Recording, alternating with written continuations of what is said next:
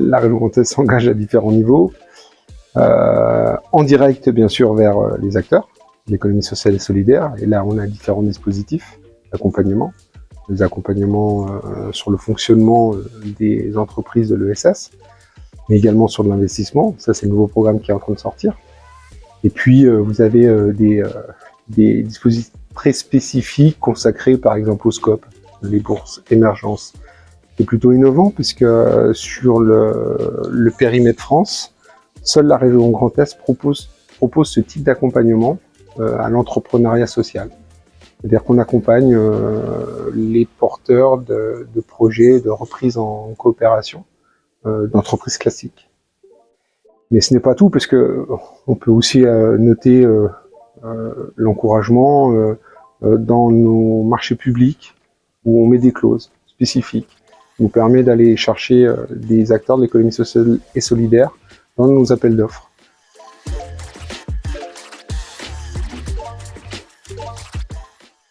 Complexes. Je pense qu'ils sont assez complexes, mais les leviers sont multiples. On a parlé ce matin dans les différentes tables rondes, on a parlé notamment de l'innovation sociale. Je pense qu'un des deux leviers, c'est de trouver l'énergie et l'énergie humaine, mais également l'énergie financière. L'énergie financière derrière justement le développement de nouveaux procédés, d'innovation sociale, d'innovation environnementale que portent les acteurs de l'économie sociale et solidaire. Ça, je pense que c'est un gros effet levier. La deuxième, c'est peut-être de démocratiser l'utilité sociale des acteurs de l'économie sociale et solidaire. On a de nombreux acteurs de l'économie classique, ce que j'appelle l'économie classique, de l'industrie, qui se posent des questions et qui trouvent des solutions justement dans le format de l'économie sociale et solidaire.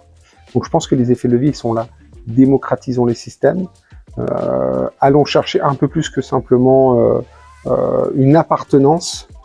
Il faut qu'on développe cette utilité sociale, ce dialogue, ces nouvelles coopérations dans les gouvernances, et puis raccrochons certaines démocraties dans le monde économique.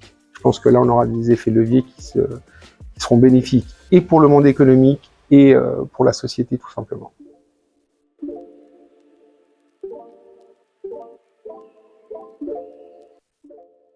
Je dirais que la loi NOTRe a bien légiféré sur les compétences de chacun. Et je pense qu'elle a bien été écrite. En fait, elle donne à la région justement les aides directes vers les acteurs économiques, dont les acteurs économiques de l'économie sociale et solidaire. Derrière, l'environnement économique n'appartient pas qu'à la région. Bien évidemment, les départements, les EPCI, les communes même doivent avoir un rôle spécifique, d'autant plus un rôle dans le développement de l'économie sociale et solidaire. Par rapport à cela, la meilleure des solutions, c'est de travailler en coopération. On est dans une économie de coopération. Il ne faut pas s'en priver. Et je trouve que le fait de signer des accords entre régions et départements permet de déscléroser les choses et permet de mettre en place des dispositifs qui vont être suivis au plus près des acteurs économiques. Et les départements peuvent jouer complètement leur rôle. Donc je trouve ça bien et je pense qu'il va falloir augmenter ces accords un peu partout dans les territoires, notamment dans le territoire du Grand Est.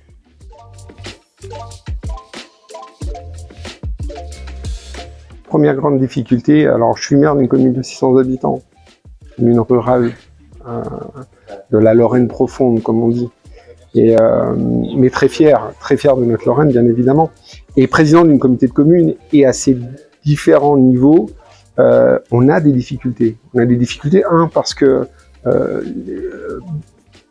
des acteurs, des personnes font de l'économie sociale et solidaire sans le savoir. La première difficulté est de leur faire comprendre qu'ils sont dans ce schéma-là et parfois ils sont sensibles et parfois c'est pas qu'ils sont insensibles, c'est que à la rigueur ils y portent aucune importance. Eux, ils veulent faire de l'économie, ils veulent faire de la solidarité dans les territoires et que ce soit de l'économie sociale et solidaire ou autre chose, pour eux c'est pareil. C'est leur objectif qui est important. Mais on a des difficultés parce que difficultés par rapport à nos moyens, bien évidemment, et parfois, notamment dans le monde rural, dans le monde le plus écarté, la part de bénévolat est très fort et l'engagement des personnes est très fort. Et on fait, je pense qu'on est dans une société sur lesquelles on a des personnes qui sont très engagées, mais aussi en nombre énormément de personnes qui ont perdu ce sens de l'engagement.